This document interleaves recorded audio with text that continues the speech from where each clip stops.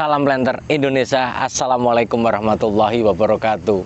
Kali ini kita berada di tanaman yang sudah menghasilkan, di mana umurnya sekarang adalah 5,5 tahun, di mana bahwa lahan ini diaplikasikan dengan menggunakan double pemupukan, yaitu adalah pemupukan organik dengan menggunakan janjangan kosong dan juga pemupukan kimia dengan menggunakan pupuk tunggal, yaitu urea, rock fosfat, KCl, kisrit atau dolomit. Kita akan membahas tentang janjangan kosong, karena masuk ke pertanyaan ke dalam The Brondol adalah bicara tentang pemupukan janjangan kosong pada tanaman kelapa sawit itu apakah ada bedanya, Pak Fendi? Apakah di tanaman yang kecil atau tanaman baru tanam, kemudian tanaman belum menghasilkan, sampai tanaman menghasilkan itu apakah ada perbedaan dalam pemupukan janjangan kosong itu sendiri?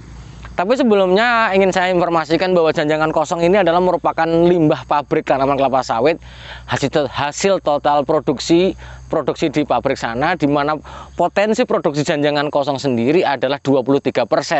Artinya dalam 1.000 ton buah yang diolah di pabrik, maka ada 230 ton janjangan kosong. Di mana bahwa dalam penggunaan janjangan kosong ini, unsur hara yang terkandung di dalamnya adalah sangat-sangat besar, di mana dalam 1 ton janjangan kosong itu mengandung setara dengan kadar nitrogen adalah 7 kg urea, 2,8% rock fosfat, kemudian 19,3% KCl, kemudian dan 4,4 kg kisrit. Artinya angka yang besar. Mungkin udah bolak-balik saya sampaikan bahwa janjangan kosong ini memiliki kandungan kalium yang cukup tinggi, yaitu adalah setara 19,3 kg KCl dalam 1 tonnya. Maka bahwa memang ini adalah faktor kehilangan kalium yang besar dari tanaman yang dari hasil panen yang kita ambil dari mekanisme panen kita. Maka harus ditambahkan kalium yang cukup besar juga untuk tanaman kelapa sawit kita untuk bisa menghasilkan produktivitas yang besar juga. Dalam aplikasi atau pemupukan janjangan kosong di lapangan ini, di tanaman yang baru, di tanaman belum menghasilkan ataupun tanaman yang menghasilkan, adalah perbedaannya yang pertama adalah dosisnya, bahwa range dosis dari janjangan kosong adalah sangat ditentukan dari umurnya, di mana bahwa janjangan kosong pada waktu kita pertama kali menanam misalnya bisa 100 kg yang ditata dalam piringan. Ketika dia naik ke TBM bisa naik jadi 175 kg, di TM bisa sampai 300 sampai 400 kg janjangan kosong yang murni, artinya bahwa janjangan kosong tok yang kita berikan ke dalam tanaman kelapa sawit kita. Bahwa janjangan kosong ini mungkin bagi petani pemula ataupun petani yang jauh dari pabrik kelapa sawit, maka bahwa janjangan kosong ini merupakan bahan pupuk yang agak mahal karena berkaitan dengan transportasi. Di samping itu juga bahwa pengambilan janjangan kosong juga diatur secara kebijakan dari perusahaan masing-masing pengolah tandan buah segar di masing-masing pabrik kelapa sawit, tidak mudah ngambilnya. Tadi saya sampaikan bahwa di tanaman baru kita memupuk janjangan kosong adalah di piringan dengan 2 maksud, adalah memberikan kelembaban yang cukup bagi tanaman kita dan juga memberikan unsur hara yang bagus bagi tanaman kita. Selain itu juga memberikan kondisi piringan yang mumpuni untuk menekan gulmanya. Begitu juga dengan tanaman belum menghasilkan juga masih di piringan. Di piringan kita kita pupuk melingkar di piringan, diberikan jarak. Karena bahwa tandan kosong ataupun janjangan kosong ini ketika diaplikasikan di lapangan bukan tanpa ada dampak negatifnya. Ketika memberikan janjangan kosong itu bisa menyebabkan tanaman mencapai taraf letal atau kematian, karena bahwa yang terjadi ketika janjangan kosong dipupukkan dalam kondisi yang menutupi seluruh piringan rapat, kemudian lapisannya adalah lapisannya sampai berlapis-lapis, itu salah. Karena berlapis-lapis ini selain sebagai sumber tempat potensi habitat kumbang tanduk yang sangat enak sekali di dalamnya, maka mereka akan berkembang biak. Namun bahwa penggunaan janjangan kosong yang berlapis-lapis juga memberikan dampak bisa kematian.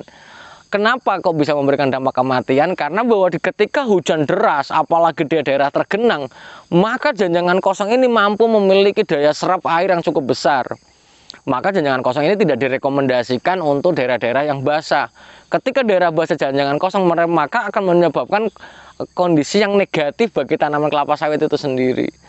Kemudian bahwa di tanaman yang sudah mulai panen, ada yang berpendapat 3 tahun kita sudah masih di piringan, sampai 5 tahun masih di piringan. Tapi kalau bagi saya pribadi, paling enak adalah ketika dia sudah mulai panen, adalah bahwa pemupukannya adalah menggunakan sistem yang seperti ini di antara pokok, ya, di mana ini tidak mengganggu mekanisme panen, mekanisme yang lainnya tidak mengganggu, dan diberikan kotak-kotak seperti ini, ditata rapi. Lah pertanyaannya, Pak Pendi, ini kok nggak rapi? Lah ini musuhnya di dalam perusahaan, bahwa janjangan kosong ini menghasilkan jamur yang sangat enak sekali, yaitu adalah jamur janjangan kosong yang rasanya seperti jamur kancing, sehingga bahwa karyawan-karyawan sini mengambilnya dan biasanya diserah di apa namanya, di obrak-abrik seperti ini, sehingga kelihatan tidak rapi.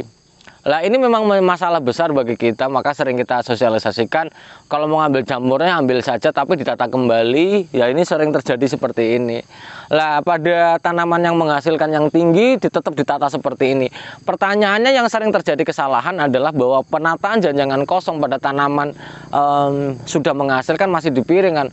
Maka yang terjadi adalah bahwa brondolan akan sulit kutip, akan susah diambil oleh para pemanen. Yang kedua, si pemupuk janjangan kosong juga akan kesusahan karena akan masuk ke dalam sela-sela yang sempit, sehingga janjangan kosong cenderung tidak rata dan tidak menumpuk satu lapis. Itu yang terjadi, sehingga para planter dan para petani semuanya yang harus kita pahami di dalam janjangan kosong ini adalah sumber daya alam yang sangat-sangat bagus untuk tanaman kelapa sawit kita, terutama daerah yang berpasir, daerah-daerah yang membutuhkan membutuhkan bahan organik dalam jumlah yang relatif sangat banyak sekali. Janjangan kosong adalah solusinya. Lah kemudian ketika dicampurkan, dipupukkan seperti ini, berapa kali Pak Pendi, maka pemupukan janjangan kosong itu hanya sekali setahun saja.